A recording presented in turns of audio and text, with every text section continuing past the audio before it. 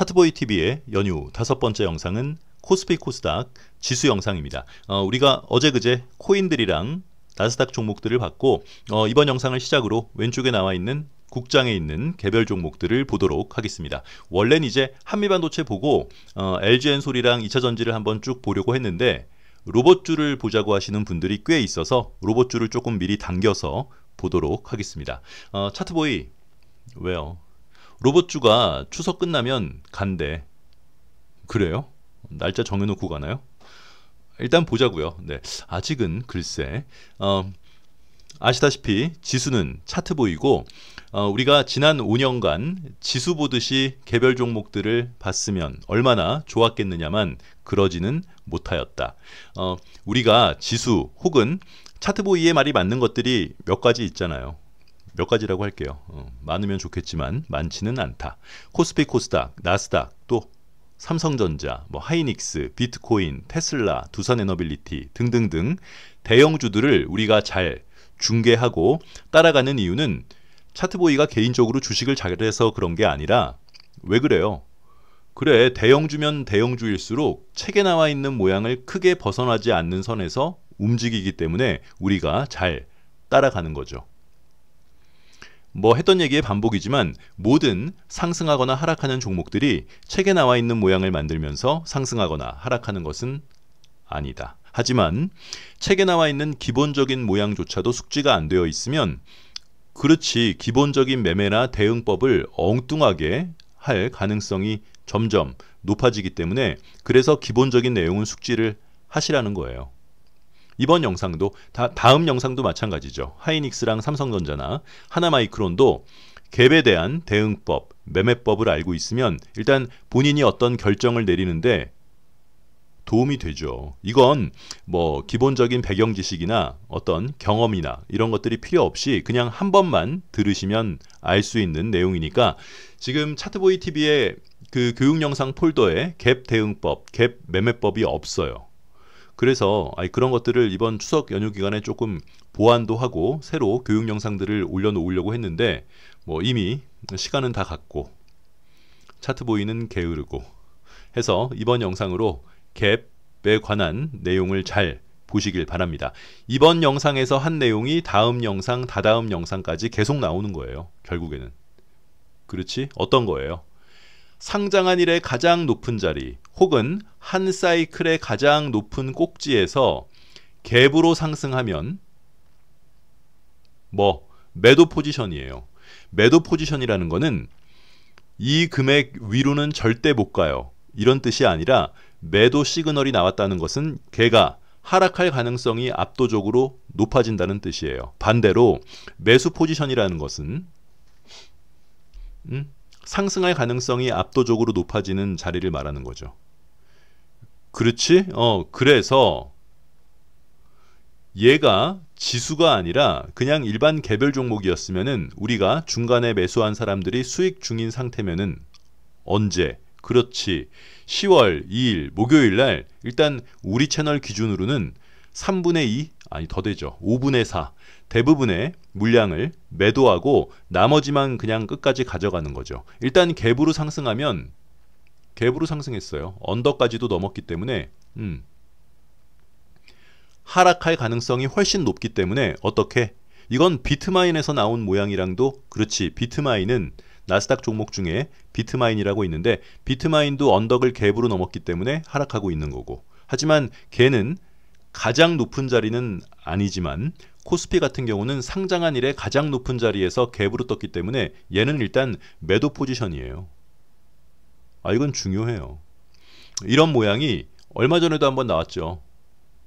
여기도 이때도 나왔어요.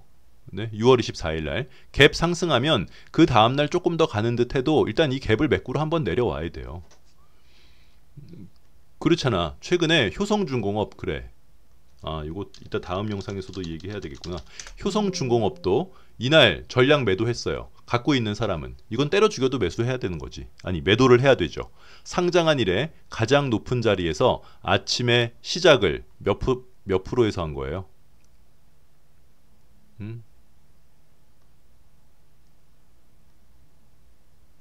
이렇게 네 아침에 시작을 13%에서 시작했기 때문에 일단 매도예요. 왜냐하면 언제든지 이 갭을 메꾸러 내려올 수 있기 때문에 이건 다 똑같아요. 지수를 해석할 때나 일반 개별 종목에서도. 해서 효성중공업도 갭을 메꾸고 뭐 다시 올라가는 건 나중 얘기고 일단 갭 상승하면 매도 포지션이다.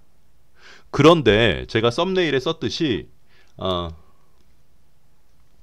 조정이 시작되는 시그널이기도 하지만 간혹 가다가 이 갭 밑으로는 절대로 더 이상 내려오지 않는 소위 말하는 퀀텀 점프가 생기는 경우가 있어요. 그렇죠. 여러분들이 지난 몇 년 동안 갭으로 상승하면 무조건 매도하는 것을 끊임없이 잘 지키고 따라왔지만 최근에 그 종목 때문에 이제 흔들리는 거죠. 더블맨, 난 더 이상 갭을 믿을 수 없어. 괜히 팔았어. 뭐예요? T&D 파마텍. 그래. 이렇게 올라가는 애들이 있어요. 근데 이거는 100개 중에 하나 나올까 말까 하는 특별한 경우예요.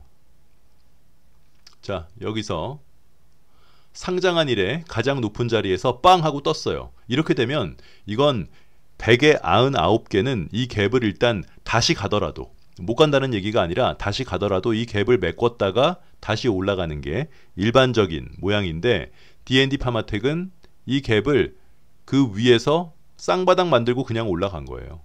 메꾸지 않고. 안 메꿨잖아요. 이런 건 특별한 예예요. 엔비디아도 있지. 그래. 엔비디아도. 예, 이런 건 정말로 특별한 경우예요.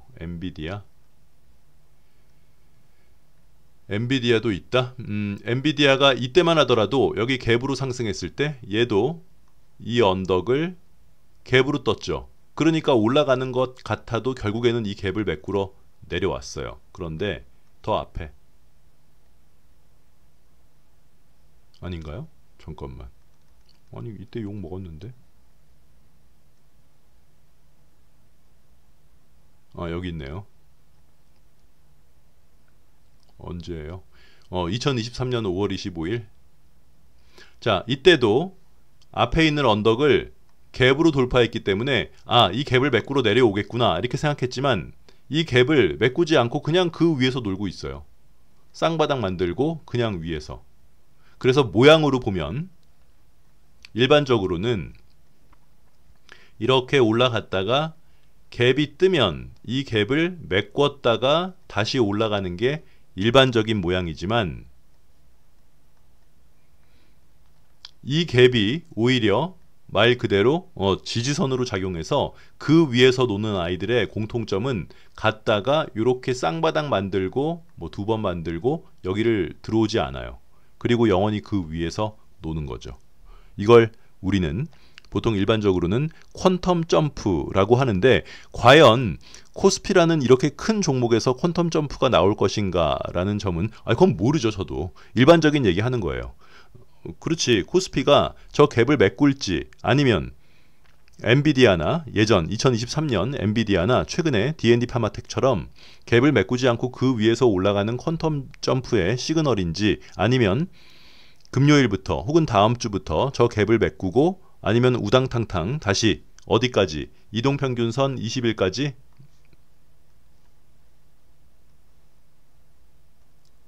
이동평균선 20일까지 내려올지 안 올지 잘 모르겠어요.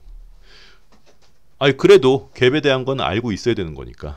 근데 일반적으로 100에 99개는 일단 이 갭을 메꿔요. 다시 올라가더라도. 그렇잖아. 오케이? 네, 그 얘기 하려고요.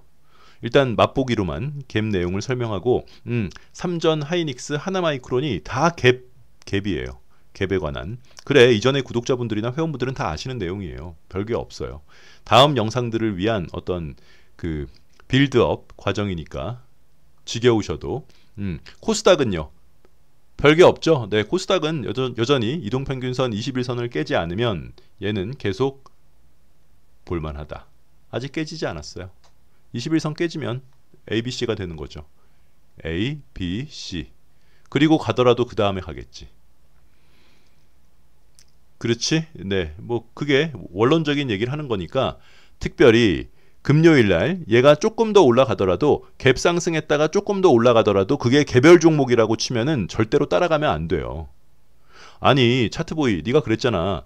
꼭지에서 갭으로 떴을 때 퀀텀 점프일 가능성이 있으니까 따라 들어가도 되는 거 아니야? 에헤이 아니라니까. 만약에 꼭지로 저렇게 갭으로 떴는데 그 종목을 신규로 들어가려면 여기 이렇게 갭으로 떴어. 그럼 여기서는 따라 들어갈 수 없어요. 이렇게 가면. 얘가 여기서도 언덕을 만들고 다시 올라가면 그 언덕을 넘을 때 매수를 하던가 해야죠. 네? 네. 뭐 최근에 효성중공업처럼 이렇게 갭으로 떠서 갭 메꾸고 갈 때도 언덕을 넘을 때 매수할 수 있는 거고, D&D 파마텍처럼 갭을 메꾸지 않고 그냥 그렇지 쌍바닥 만들고 퀀텀 점프로 올라가도 어디든 뭔가를 언덕을 넘을 때 사야지 그냥 따라 들어가는 거는 그건 네, 기본적인 문명인의 소양이 아니다. 네.